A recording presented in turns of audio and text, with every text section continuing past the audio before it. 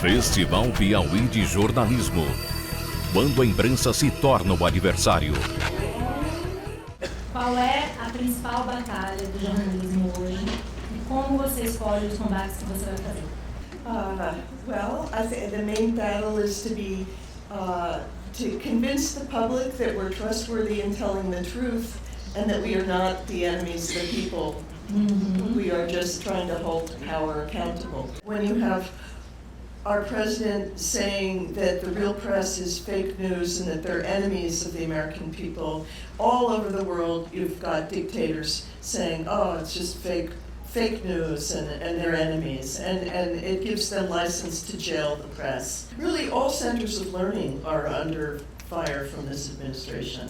And sometimes it seems a little bit like a battle between the Dark Ages and the Enlightenment, really. I think it has to do partly with social media. I think that the rulers in power are able to weaponize social media against the traditional media and undermine our, face it, it used to be something of a monopoly. We were the people who brought the public its information. Now there are many other sources of it, and many of those sources are saying that our reports are not true.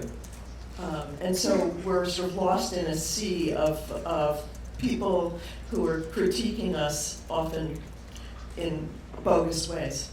The free press in America, the First Amendment allows almost unlimited speech, that we need to take into account the danger of stirring people to genocides and things that happen like in Rwanda, and that we need to balance it somewhat, and that the social media companies need to take responsibility for some of the communication that takes place on their networks. I don't know if that's it. I think that could be a bad way to go, to try to limit free speech. I almost don't understand how at the New Yorker we check every fact over and over again, and we still make mistakes, but we try really hard.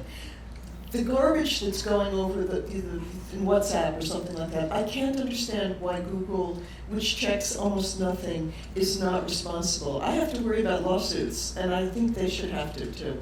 Como uma jornalista combativa, como você vê o papel dos whistleblowers, né, os delatores, no seu trabalho em geral? A gente está vendo agora um processo de impeachment que está todo sendo desencadeado pelas revelações de whistleblower. So whistleblowers are one of the wonderful things about America. I don't know if they exist elsewhere the same way, but they're protected in the United States often. And so, and beneath that is a sort of fundamental idea that everybody's equal to call out the government. You don't have to be in power in order to do it. If you see something and you've witnessed something wrong, you can report it and be protected. And so when Trump basically said that this whistleblower needs to be unmasked, he was violating an American law and American tradition.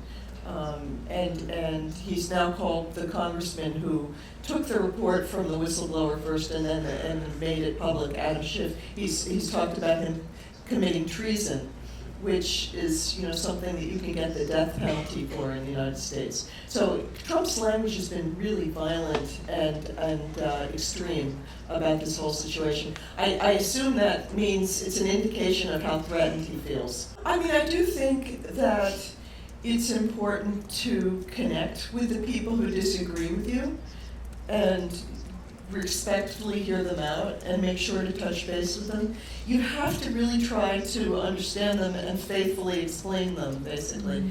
Obviously, this is not working enough, though, because the press is very much being stigmatized. One of the things that I think has changed in the United States, anyway, that's made a big difference is we used to have a lot more of local press, where you would be a reporter covering a local meeting or a school sports game or something like that, and you'd be in the community, and people would see you and know you.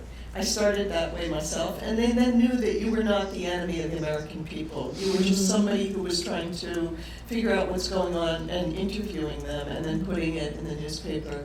I think it would be very healthy if we somehow figured out a way to build back up the local press and just to make sure we're in the community and visible and accessible, not something that just sits up on TV far away.